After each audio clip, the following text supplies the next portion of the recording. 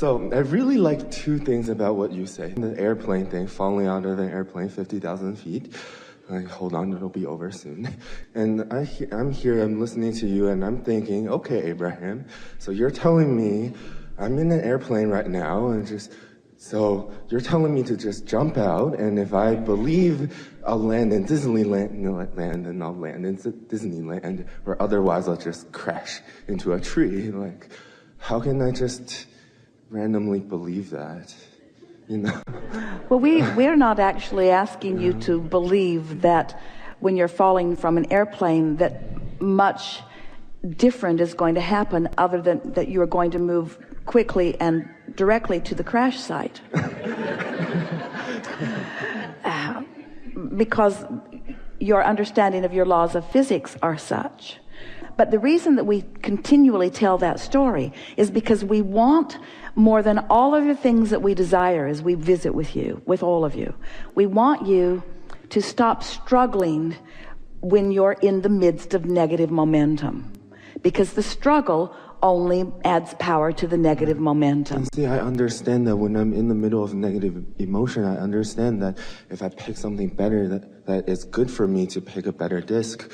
But you can't, can right. you? You can't. And that's the point that we're wanting to make. We want you to understand that that thought is going to play itself out most likely.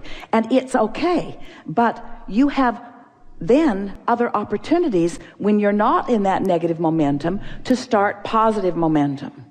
So our message really is about not trying to control negative momentum, but wanting to perpetuate positive momentum.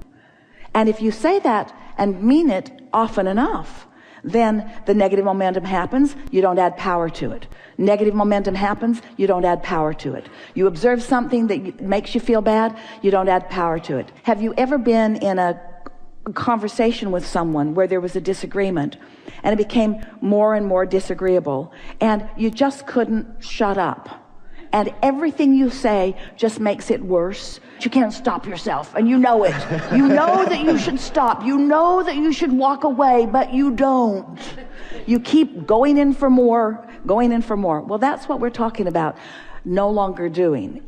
Recognizing earlier on in the process that there is negative momentum and that trying to do something about it isn't helpful. Now, in the beginning of our conversation with all of you, years ago, we talked about pivoting. When you know what you don't want, you know what you do want. So in the early stages of a thought of what I don't want, you could say, well, I know what I don't want. What is it that I do want? And if you catch it early enough, then you can pivot into that. But if it's been going and going and going and going and going, law of attraction is not going to bring you thoughts of what you do want. It's only going to continue to bring you more thoughts of what you don't want. So your goal is to disengage from it, to disengage as quickly as you can. So the tools that we've offered are distraction, meditation, take a nap, but mostly what we want to say to all of you, and it's this new thing that we are emphasizing these days, is just don't be mad at yourself about it.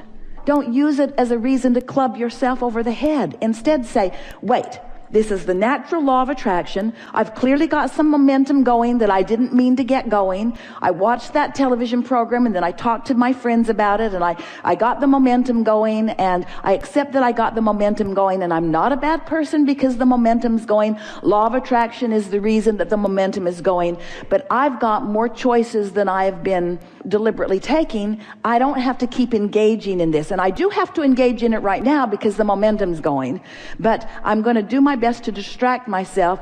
I'm falling out of the airplane, I'm going to hit the ground, and that'll be the end of this. And when I wake up in the morning, it's my intention to start in a better feeling place. And as each morning you wake up, you reach for the higher thought, and each morning you wake up, you reach for the higher thought. That's what we mean by getting out ahead of the manifestation. We've been saying to you for a while that there are two ways of knowing what the momentum is. One is the way you're feeling, and the other is what manifests as a result of it. Well, once a manifestation has happened, there's pretty strong momentum going. And a manifestation could be a bodily condition, a manifestation could be a conversation you're having, a manifestation could even be the thoughts that are moving in your mind, the ideas that are coming. We don't want you to panic over what's going on with your point of attraction. We want you to adore it and accept it and understand it and guide it. That's all. Just guide it. I can do better than I'm doing right now, but no big deal, because the truth of it is, if you didn't know what you don't want, you wouldn't know what you do want. So isn't having some negative momentum helpful in helping you to know that you want some positive momentum? Haven't you ever had an experience that it just went on and on long enough until finally you say, that's it. That's just it. That's as far as I'm going to go with this. So you define that you want something different, and then you just do your best. That's all we're asking. You just do your best.